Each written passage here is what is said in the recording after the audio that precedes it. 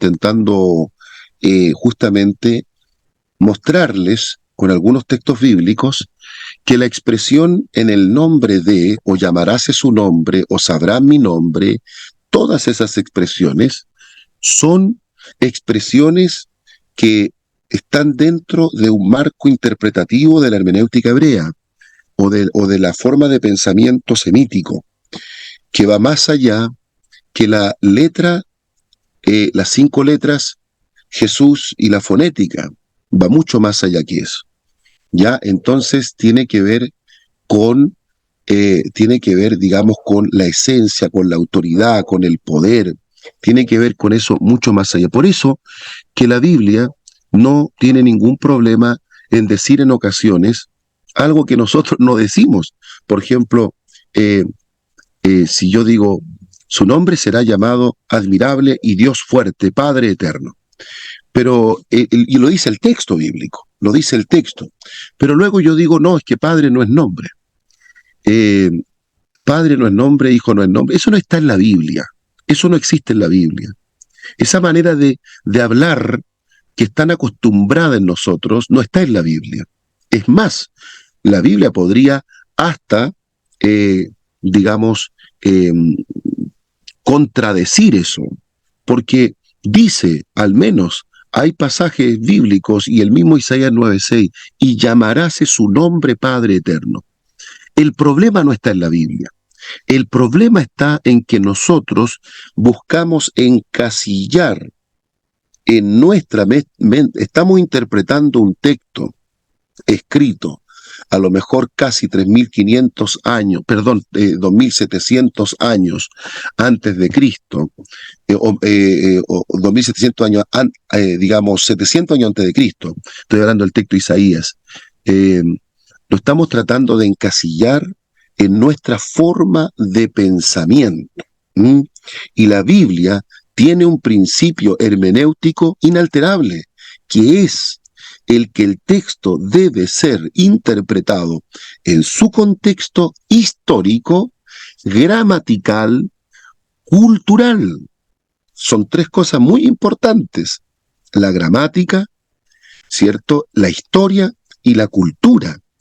Entonces, si yo tomo un tema tan relevante como el tema del nombre y lo occidentalizo y lo interpreto en mi cultura, claro, digamos, yo puedo decir Padre no es nombre, pero y en Israel, Padre, que tenía que ver con Abi, ¿no era nombre? Claro que era nombre.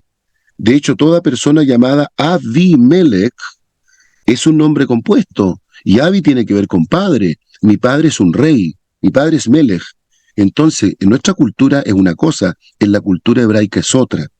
Pero nosotros a veces defendemos más con pasión que con, digamos, la profundidad teológica y que tenemos que tener. Entonces, ahí es donde tenemos que tener ese cuidadito nada más.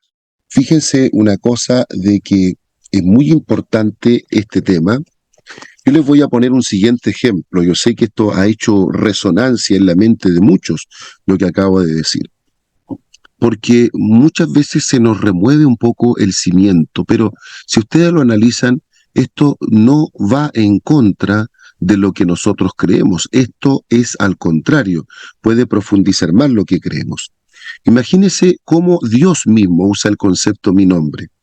Cuando le dice a Moisés, guárdate delante del ángel de Jehová y oye su voz, no le seas rebelde, porque él no perdonará vuestra rebelión, porque mi nombre está en él. ¿De qué a qué se está refiriendo? Se está refiriendo Dios. Él dice, mi nombre estará en él. ¿Se está refiriendo que dentro de ese ángel él puso el tetragrama? ¿Qué verso está leyendo? ¿Perdón? Estoy leyendo Éxodo 23, 20 y 21. Bueno, va avanzando ahí, cuando se habla del ángel. Éxodo 23, 20 en adelante. Entonces, ¿qué es lo que está diciéndole Dios? Cuídate de actuar delante de él, no le seas rebelde, como queriendo decir, va a tener que cuidarte, Moisés. Voy a enviar mi ángel, vas a tener que ser muy obediente porque Él no va a perdonar la rebelión y la razón es porque mi nombre está en Él. ¿Y qué nombre estaba en ese ángel? El nombre de Dios. ¿Pero qué significaba eso? ¿Significaba que estaba dentro de él el tetragrama? ¿Significaba que estaba la autoridad de Dios en él? ¿Que estaba siendo el representante oficial de la autoridad divina ahí? ¿Se dan cuenta ustedes que la expresión mi nombre es una expresión en el vocablo semítico mucho más amplio que lo que nosotros eventualmente occidentalizamos? Muy bien, vamos a descansar por unos minutos y luego vamos a continuar. La expresión nombre es una expresión que incluso hasta en la gramática castellana es muy rica en profundidad. ¿Ya? Entonces nosotros que tenemos, por así decirlo, una teología del nombre, una doctrina del nombre, tenemos que ser los más, vamos a decirlo de esta manera, los más profundos en conocer todas las dimensiones que tiene la palabra nombre. Porque si tenemos una doctrina del nombre, entonces procuremos que esa doctrina del nombre sea correcta en el sentido de utilizar la misma palabra nombre como se utiliza en la Biblia. Y en la Biblia la palabra nombre se utiliza en forma polisémica, o sea, con muchos sentidos. Eso significa la palabra polisémico, una palabra que tiene muchos sentidos. Y eso es, y ustedes lo pueden notar en la Biblia con claridad, cuando, por ejemplo, eh, Jesús le dice a los discípulos, les he dado a conocer tu nombre. ¿Qué hay que entender por esa frase? Les he dado a conocer tu nombre. ¿Ustedes creen que Jesús se refería, que Jesús estaba diciendo, le dijo a los apóstoles, apóstoles, discípulos, les quiero ahora decir que Dios se llama Jesús? No, no se está refiriendo a eso. Cuando dice le he dado a conocer tu nombre, es un hebraísmo que va profundizando la revelación de Dios en el corazón de los discípulos. Y esa es otra manera también de hablar del nombre de Dios, sino que se habla de su revelación. Fíjese que el nombre de Dios, una vez conversamos, no sé si se recordarán, perdón, que el nombre de Dios no solo es una expresión fonética con letras, sino que el nombre de Dios es más que eso.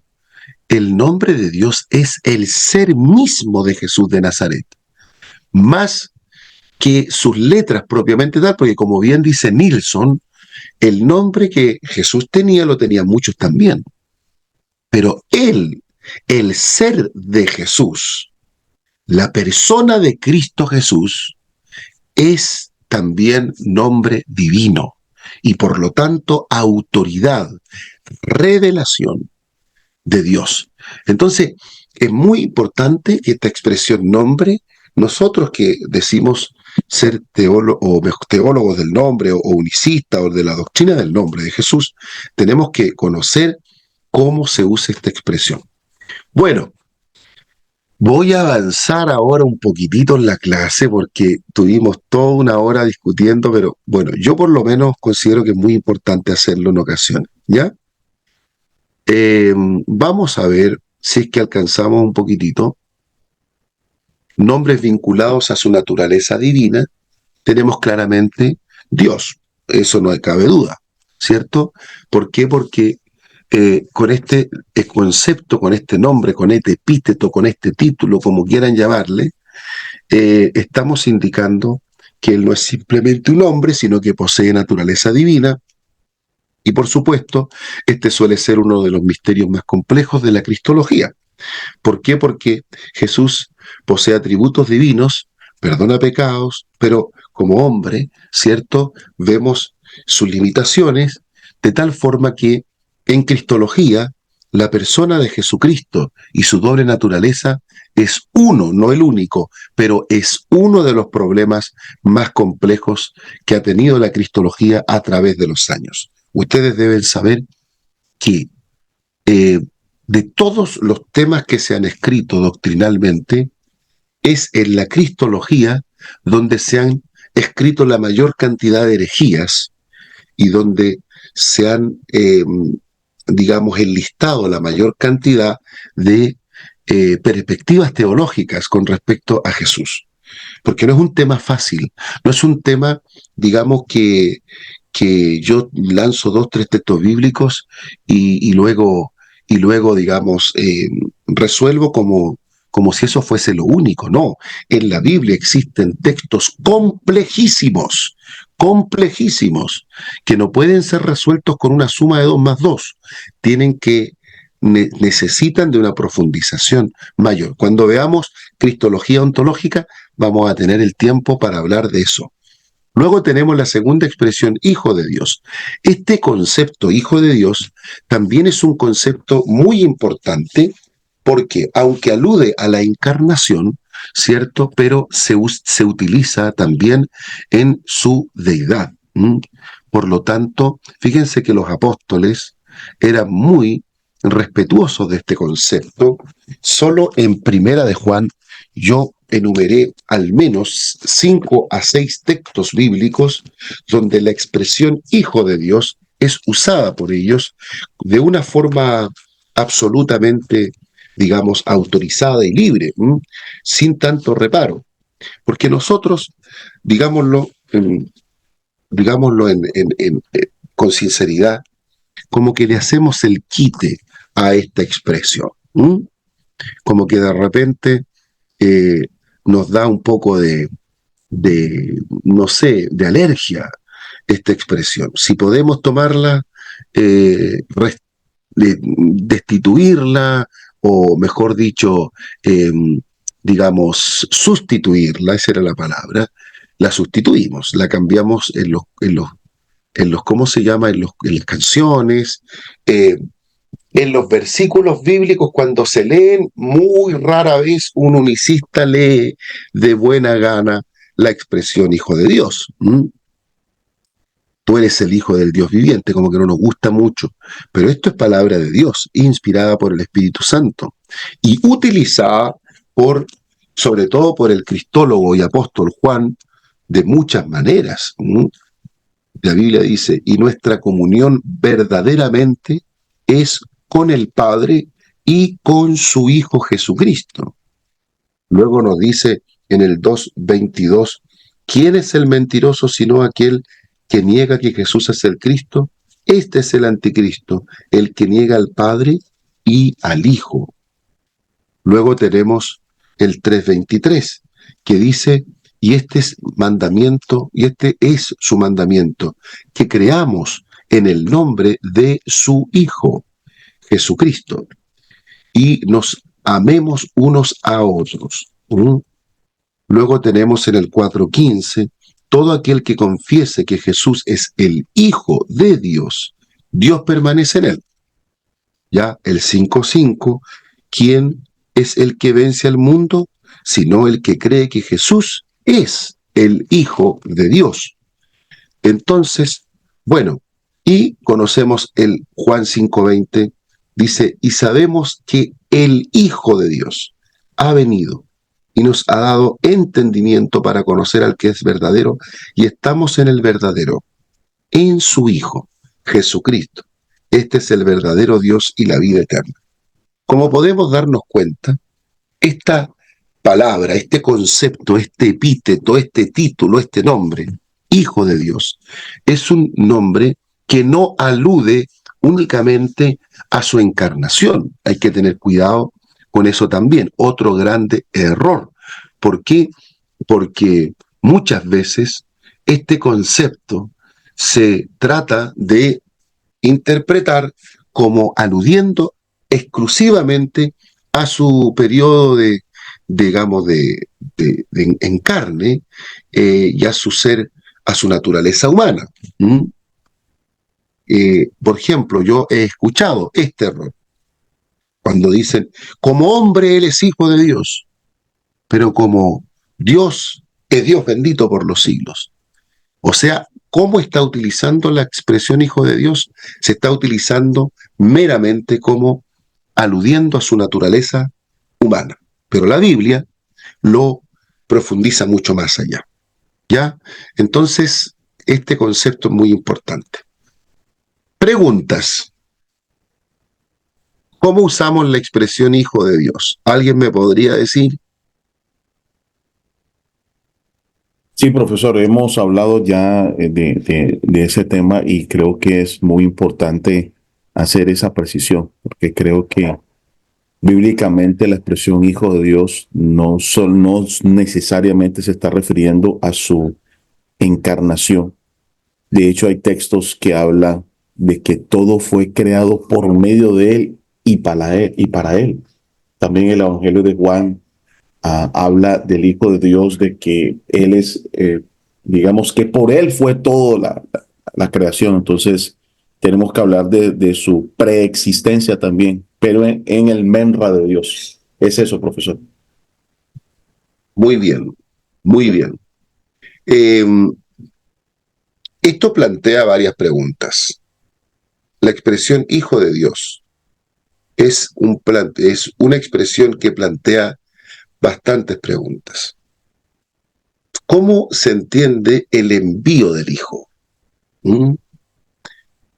Y aquí es donde nuevamente entra a relucir la cultura hebrea. ¿Qué es hijo para la cultura hebrea? Porque nosotros decimos, no, que el hijo es parte de la encarnación, pero eh, los textos bíblicos parecieran que no lo mencionan así. Para responder esa pregunta, tenemos que profundizar en la idea de hijo, pero desde la cultura hebrea, que no siempre tiene que ver lo mismo que expresa una cultura propiamente tal, en nuestra misma cultura occidental. Entonces, es muy importante cuando tengamos cristología ontológica, vamos a ver, todo el tema, a ver, quiero explicar, cuando digo ontológico, hablo del ser, todo lo que tiene que ver con la problemática trinitaria, la dualidad, la esencia, si es el mismo, si no es el mismo, y todo lo que tiene que ver con la gran polémica trinitaria se aborda ahí, ¿m? en esa, en ese punto. Yo estoy yéndome con un determinado orden, ¿ya? Y eso será abordado en su momento. Pero menciono, sí, estoy cargando el computador. Ya, pero menciono estas problemáticas que en algún momento serán objeto de discusión para que ustedes también las estudien. Luego tenemos el verbo que ya lo estudiamos en una de las primera o segunda clases, ¿cierto? Donde se identifica con Juan 1.1, el logos, eh, donde se habla de la palabra, Jesús como palabra, y esta palabra hecha carne. Alguien ha dicho en algún momento que en la creación nosotros tenemos de alguna manera, ¿cierto? Eh, este obrar de Dios de manera, por así decirlo, como cuando se construye algo. ¿Mm? Eh, a ver, ustedes son conscientes de la construcción de un edificio. Hay una persona, un ser, ¿cierto?, que tiene los recursos y ordena la construcción. Hay uno que la idea la construcción. Luego hay otro que la ordena, va dando las órdenes. Y hay un grupo de trabajadores que está ejecutando, ya ejecutando. Así una persona lo ideó, ¿cierto? Así otra persona lo ordenó y hubo otro grupo de personas que ejecutó la obra. Entonces, en la creación Si nosotros queremos ordenar un poco el tema de la creación para entender y por medio de él, que nombraba Nilsson, y por medio de él, es que Dios en su esencia concibe esta obra creadora. Como verbo la pronuncia y como Espíritu Santo el poder la ejecuta. Entonces, ahí tenemos una obra, digamos, completa. Como se inicia, cómo se ordena y cómo se ejecuta. ¿Ya? No sé si me expliqué. Bueno, avanzo. Alfa y Omega, que es un título apocalíptico, se describe como el principio y el fin. Se describe como, bueno, es la primera y última letra del alfabeto, simboliza la eternidad y la plenitud también de la divinidad. No solamente eternidad, no solamente lo primero y lo último, sino tiene que ver con plenitud, ¿ya? Como algo absolutamente completo. El pléroma, la plenitud de Cristo. Muy bien. Tenemos también la expresión Señor de señores, que proclama la soberanía suprema de nuestro Señor Jesucristo sobre toda autoridad, tanto sea terrenal o espiritual. Señor revela majestad, divinidad, dominio sobre todo lo creado, inspirando, por supuesto, adoración y sumisión. Es un recordatorio de que solo Él es digno de toda reverencia y de toda obediencia. ¿Ya? Así es que es muy, pero muy relevante este concepto Señor de señores, el concepto Señor, el concepto Kyrios. Tan relevante es que recuerden ustedes que el texto dice, y toda lengua confesará que Jesucristo es el Señor para gloria de Dios Padre. Toda lengua confesará que Jesucristo es el Señor. Entonces, la palabra Señor, que muchas veces, volvemos otra vez al problema, occidentalizamos. Porque de repente si un hermano dice Señor, nos molesta también. Y decimos, ¿cuál Señor? Porque aquí está el señor Tobar, está el señor Ramírez, está el señor Reyes, está el señor Saavedra, está el señor Basaur. ¿Pero qué estamos haciendo? Si la palabra Señor, analizada en el contexto histórico, vivencial, que es la primera, la cultura, que es la primera regla hermenéutica, es una palabra profunda, una palabra tremenda, una palabra maravillosa, una palabra que revela majestad, sujeción, dominio, autoridad. Entonces, nosotros debemos tener cuidado, vuelvo a repetir, cómo es que estamos defendiendo nuestra doctrina. No la defendamos, ¿cierto?, utilizando ideas que hemos escuchado, pero que no hemos analizado, que no hemos profundizado. El concepto Señor es profundo. El Kyrios es un concepto tremendo, no se puede minimizar, ¿ya? Así es que profundicémoslo de una forma tal que podamos sacarle el mayor provecho posible.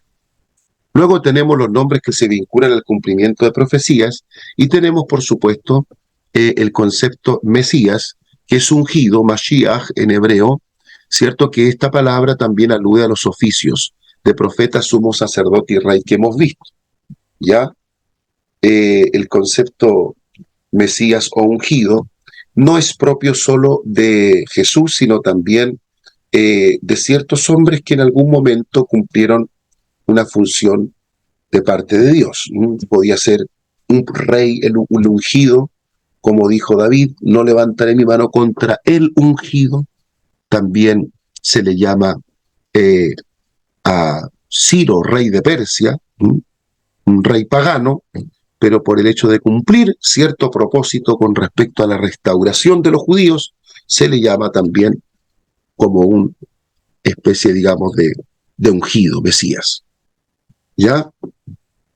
Entonces es un concepto que no era exclusivamente propio de el Rey de Reyes, pero él es por antonomasia, por excelencia, el ungido, el ungido. Emanuel también es un concepto que, aunque su significado es Dios con nosotros, es un concepto vinculado al cumplimiento de una profecía hecha en el 7:14. La Virgen concebirá y dará a luz un hijo y llamará su nombre Emanuel. Aquí nos damos cuenta de algo muy importante. Otra vez, lo mismo.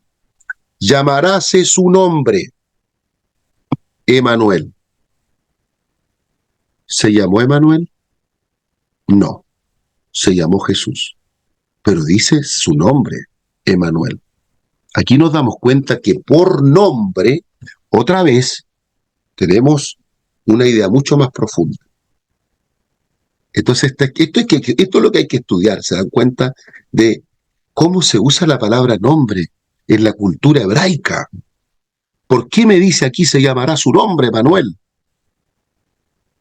¿Qué quiere decir? Se llamará su nombre, Padre eterno, Dios fuerte. Se llamará su nombre. ¿Será que por nombre hay que entender algo mucho más allá? Claro que sí. Renuevo de David. Netzer David. Estamos hablando de renuevo de justicia. Descendiente de David. Ese es un renuevo.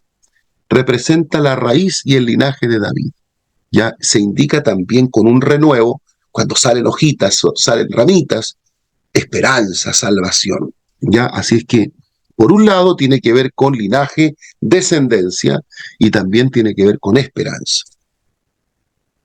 Muy bien, son nombres muy lindos, mesiánicos.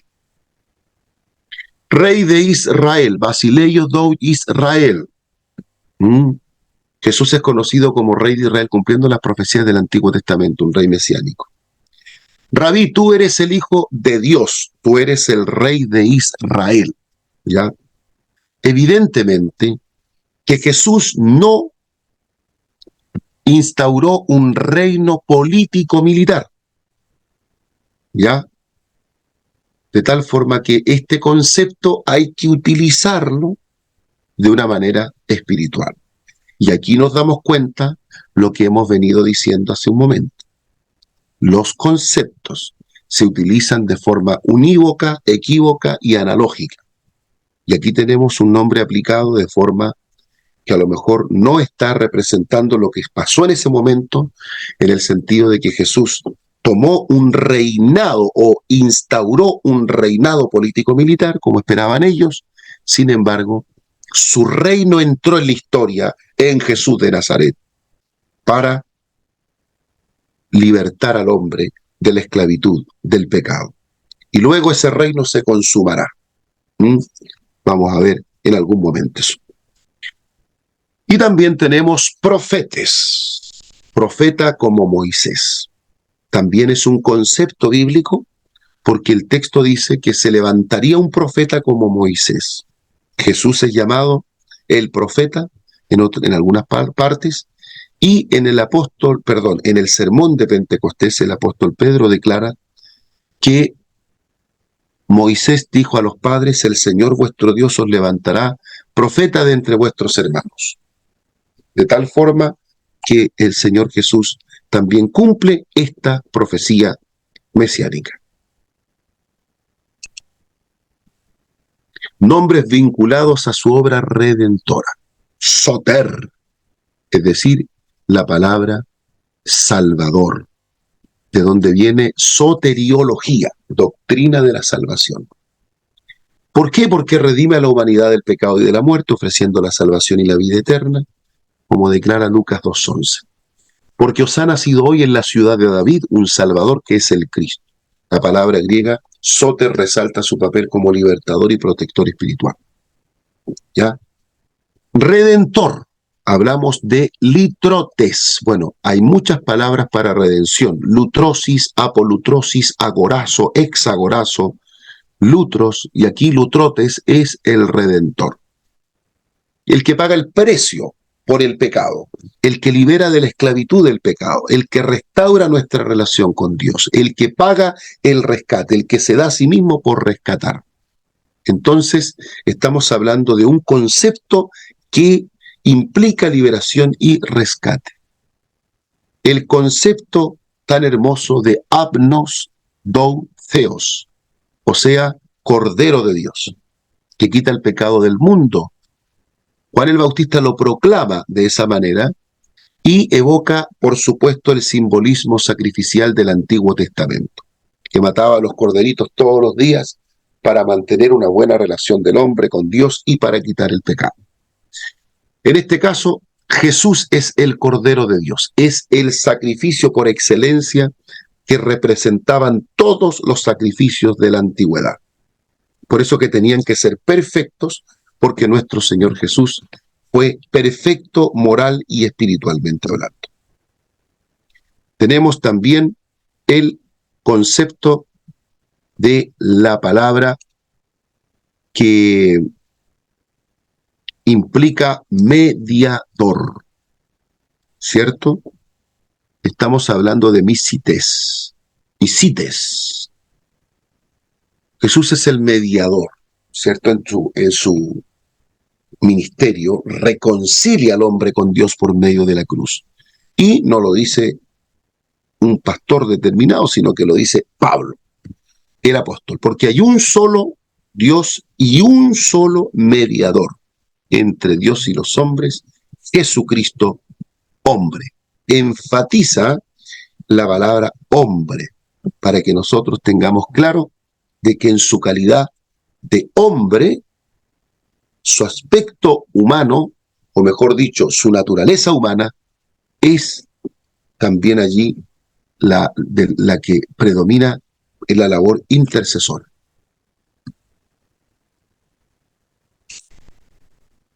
Muy bien, también vinculados a la humanidad. Emanuel, que lo vimos vinculado al cumplimiento profético. ¿Por qué humanidad? Lo que le decía adelante. Si bien es cierto, el concepto significa Dios con nosotros, pero eso no hemos de extrañarnos, porque en el caso, por ejemplo, de Josué también significa Jehová salva, pero no es que Josué sea Jehová.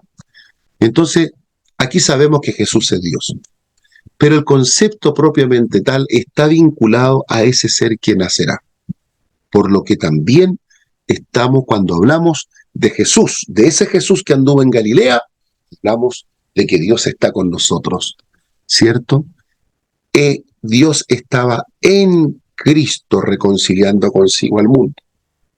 Y por lo tanto, Dios con nosotros, Dios en nosotros, o mejor dicho, Dios en medio de nosotros, ¿cierto? La encarnación. Por lo tanto, es un concepto que se puede aplicar también claramente a su humanidad.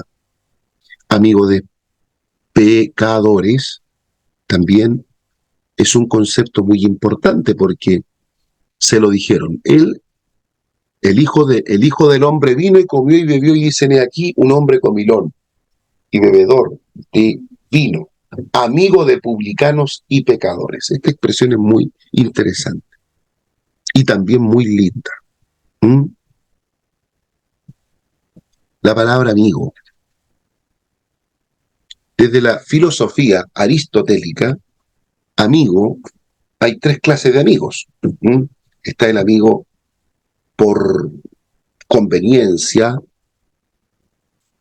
tiene que ver la persona de la cual yo espero recibir algo por conveniencia. También está el amigo, ¿cierto?, que se relaciona y se vincula por, digamos, compartir de alguna manera una función en común, como por ejemplo dos compañeros de trabajo, se necesitan mutuamente. Pero está el amigo por virtud, ese que ama, ese que quiere lo mejor para el otro. Y ahí está Jesús como amigo de los pecadores. Hermano mayor, también se le llama de esa manera, ¿cierto? El hermano mayor porque comparte nuestra humanidad. y nos redime como miembros de la familia humana. Porque el que santifique y los que son santificados de uno son todos, por lo cual no se avergüenza de llamarlos hermanos. Esta designación que es lo que enfatiza la cercanía y la solidaridad con nuestro Señor, con su humanidad. Maestro y rabí, por su autoridad y enseñanzas profundas sobre el reino de Dios, se describe rabí, sabemos que has venido de Dios como maestro, porque nadie puede hacer estas señales que tú haces si Dios no está con él. Y estos títulos que resaltan en él su gran sabiduría y su liderazgo espiritual. Y buen pastor, cierto, porque cuida su rebaño, protege su rebaño y da su vida por las ovejas.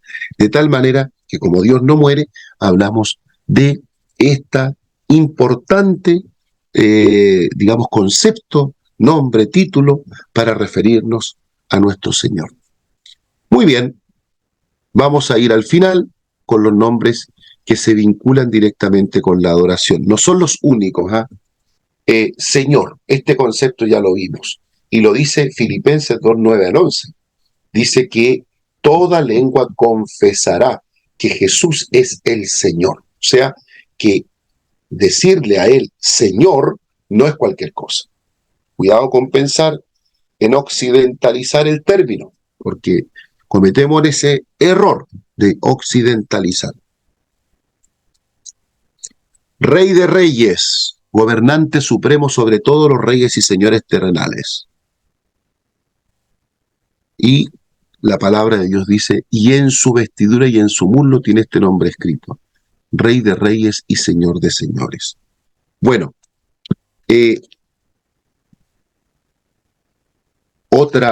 fíjense que ahí nuevamente utiliza la palabra nombre.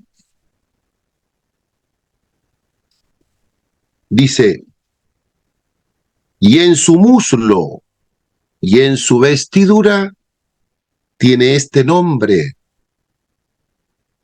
escrito. Nombre. Repito, nombre. No dice, tiene este título. Por eso les decía yo que la palabra nombre es profunda. Pero fíjense algo más. Y aquí es donde algunos me dicen, su nombre es Jesús. Y yo les digo amén. Pero escuchen este texto. Él estaba vestido de una ropa teñida de sangre. Esto es cuando Juan vio a Jesús. Sus ojos como llamas de fuego, su cabeza muchas diademas. Y tenía un nombre que ninguno conocía. ¿Qué les parece? Solo él mismo. ¿Y cómo puede ser eso? ¿Cómo puede ser eso? Que tenga él un nombre que ninguno conoce, solo él mismo. ¿Acaso no nos ha revelado su nombre? Y luego dice, y estaba vestido con una ropa teñida en sangre, y su nombre es, el Verbo de Dios. Su nombre es el Verbo de Dios. Esto lo dice la palabra, la sabiduría divina. Y no dice su título es, no dice, no sé, su epíteto, dice su nombre es el Verbo de Dios. Entonces, para que nos demos cuenta que por expresión nombre hay que abarcar mucho más. Muy bien, lo demás lo dejo para que estudien ustedes, son las 12. Les envío un fuerte abrazo.